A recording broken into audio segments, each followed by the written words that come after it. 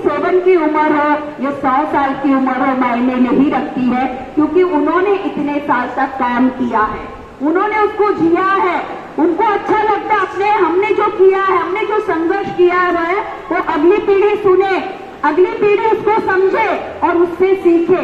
वो अनुभव अभी मैंने साधना ताई ने यहाँ पर जो उनके बारे में परिचय दिया, मैंने साधना ताई से कहा ये पेपर आप मुझे दे दीजिए, क्योंकि मैं थोड़ा लेट पहुंची और जितना मैंने सुना तो मुझे ऐसा लग रहा था जब वो बोल रही थी कि शायद कोई रील चल रही है, वो चित्र मेरे आगे घूम रहे हैं और ये धरोहर है।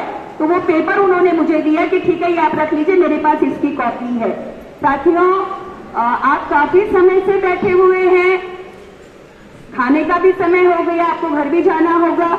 मैं सिर्फ आपसे, ये कोई पॉलिटिकल मंच नहीं है, लेकिन इस मंच की विचारधारा जो है उसके तहत आपसे सिर्फ इतना कहूंगी कि आने वाला समय हमारे लिए बहुत जवाबदारी का है, आने वाला कुछ महीना, क्योंकि इस बार अगर हम चूक गए तो शायद आने वाली नस्लें हमें कभी माफ नहीं करेंगी, क्योंकि हमने 2014 में एक सरकार चुनी, हमें ये लगा कि उसके पहले की जो सरकार है वो सरकार बहुत करप्ट है, वो सरकार बहुत गरीबों का साथ नहीं देती है, वो सरकार बेरोजगारों का साथ नहीं देती है।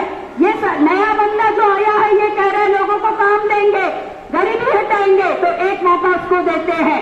हमें नहीं मालूम था कि हम गलती कर रहे हैं, हमें ये लगा कि शायद सच में जो ये कह रहा है कि अच्छे दिन आएंगे तो वो अच्छे दिन आएंगे, लेकिन 2014 से 2024 आ गया है, 10 साल हो गए हैं और हमारे अच्छे दिन हमसे ज्यादा कोई नहीं जान सकते कि ये अच्छे दिन थे कि नहीं।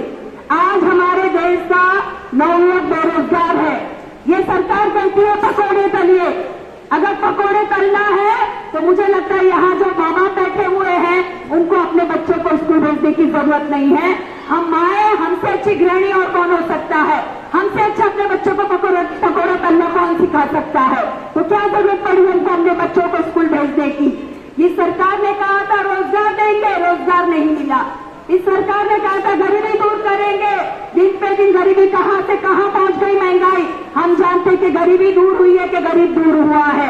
तो साथियों, आने वाला समय हमारा है, याद कीजिए हमारे पूर्वज समझदार थे, इसके लिए इनको सत्ता में कभी नहीं लाए। हम मूर्ख लालची लोग थे, इन पे विश्वास कर बैठे और इनके हाथ में सत्ता दे दी, और आज ये हमें ही हमारे देश में गुलामों के जैसे जीने के लिए मजबूर कर रहे हैं। अगर ये चुन करके आते हैं तो शायद इसके बाद कभी हिंदुस्तान में चुनाव भी नहीं होगा, ये एकमात्र सरकार होगी। ये सबसे पहले संविधान को ही खारिज कर देंगे।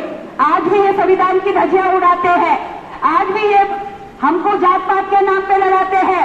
आज हमें बोलने की आजादी नहीं, खाने की आजादी नहीं, पहनने की आजादी नहीं, लिखने की आजादी नहीं। ये क्या लोकतंत्र है? कौन सा लोकतंत्र की बात करती है ये सरकार? आप सभी से इतना ही अनुरोध